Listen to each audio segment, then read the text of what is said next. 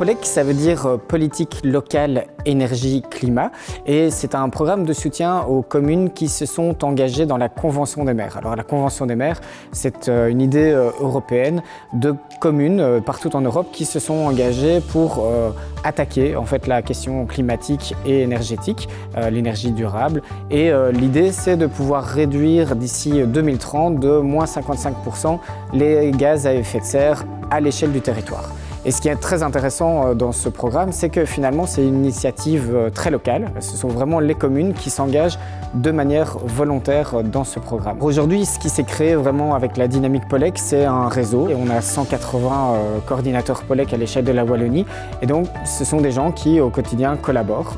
Moi, en tant que coordinateur supracommunal, j'essaye d'aider au maximum les coordinateurs à mettre en place leurs actions sur le terrain. Donc chaque commune qui participe au programme va avoir un programme de travail avec 6 actions prioritaires qu'elle va essayer de mettre en œuvre pour réduire de moins 55% ses émissions de gaz à effet de serre. Au niveau de la commune, il y a une stratégie d'investissement conséquente depuis plusieurs années.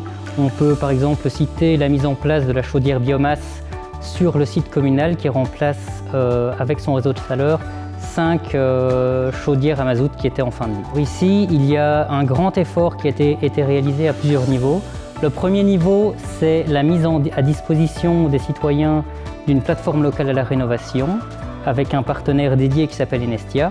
Enestia donc va accompagner le citoyen dans son processus de rénovation de A à Z en partant par l'audit énergétique, puis en réalisant un maîtrise descriptif des travaux, en proposant des différentes entreprises capables d'accompagner et de réaliser les travaux.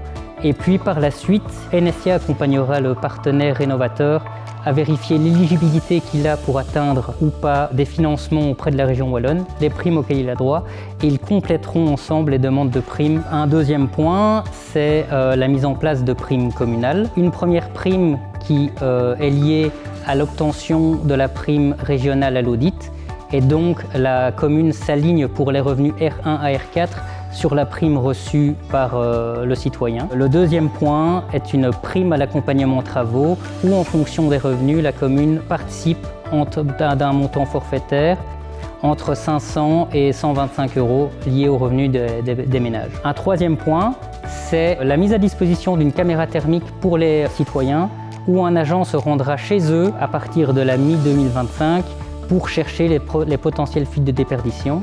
Et un point final, c'est au niveau supracommunal, un fort lien de coopération entre le Galculturalité et les communes partenaires pour réaliser différents événements de vulgarisation et sensibilisation.